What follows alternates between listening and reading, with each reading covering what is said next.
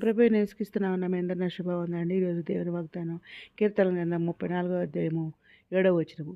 యెహోవా యందు భయభక్తులు గల చుట్టూ ఆయన దూత కావలి ఉండి వారిని రక్షించును అనే వాగ్దానం ఇచ్చారండి. పరిశుద్ధాత్ముడు అర్ధరాత్రి లేసి ప్రార్థన చేసి స్తుతులు చెల్లించి మరలా ప్రార్థన చేసి దేవుడిని అడిగినప్పుడు దేవుడి వాగ్దానం చేయించారు.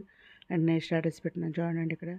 అవునండి, దేవుని యందు మనం భయభక్తులు కలిగి ఉంటే ఆయన దూతను పంపించి మనం రక్షిస్తారని దేవుడు వాగ్దానం ఇస్తున్నారు. ఈరోజు మనం ఉదయకాల సాయంత్రకాల ప్రార్థన చేస్తున్నాం, బైబిల్ చదువుతున్నాం, ధర్మశాస్త్రం ధ్యానిస్తున్నాం, శుతియాగం చేస్తున్నాం, ఇంకా ఉపవాస ప్రార్థనలు చేస్తున్నాం. మనం 45 రోజులు ఉపవాస ప్రార్థన చేసాం కదండి. మళ్ళీ ఇంకా మరి ప్రతిరోజు కూడా మనం దేవుని ప్రార్థిస్తున్నాం కాబట్టి, దేవుని యందు భయభక్తులు ఉన్నాం కాబట్టి, ఆయన యందు భయభక్తులు గారి చుట్టూ ఆయన దూత కావాలండి వారు రక్షిస్తుందని దేవుడు ఇదేనా మాట్లాడుతున్నారు అనమాట. ఇంకా దేవుని యందు భయభక్తులు గారికి ఆయన ఘనత ఐశ్వర్యం ఇస్తారనమాట. జనం ఐశ్వర్యం అనుభవిస్తారంటున్నారు. భూమి మీద ఉన్న సమస్త జనుల కన్నా నేర్చేస్తారంటున్నారు. ఇంకా ఏమంటున్నారంటే దేవుడు మనకు ఆశ్రయం గురి అయినాడు, ఆపత్కాలంలో ఆయన నమ్మకం ఆయన సహాయుడు అనమాట.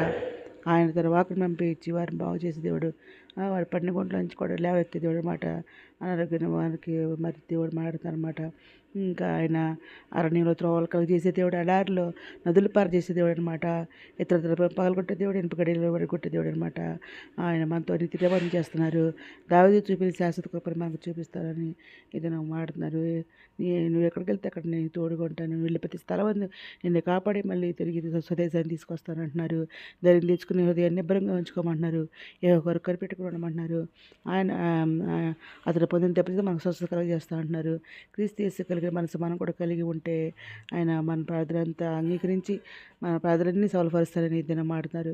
ఈ దినం వాగ్దానం అందరి జీవితం నెరవేరని కోరుకుంటూ ఈరోజు మనం ప్రార్థన చేసుకుందాం. మా ఉన్నతుల సరశక్తి మంత్ర ఘనమైన మనకి అది స్తుతి స్తోత్రం తండ్రి. ఎంతమంది ప్రపంచ ప్రతి పెట్టిన పేరు నేను చేసుకోండి అయినా ప్రతి ఒక్క బిడ్డ అవసరం తెచ్చండి, అక్కడ కోరికలు తెచ్చండి.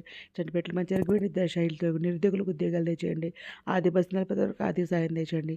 అనారోగ్యంతో స్వస్థపరచండి, వేదనతో ఓదార్చండి, కుంగిన వారిని లేవతండి. రక్షణ మార్పును దయచేయండి. మీ త్వరగా రానే మీరు చేయడానికి మేము సిద్ధపడ్డ ప్రభు చెప్పమని ఎత్తపడుగుని బాగా దయచేమని మా ప్రభు పీరేశ్వరుడు నేసికిస్తే పరిశుద్ధమైన అడిగి పెట్టుకుని ప్రార్థిస్తాం తండ్రి.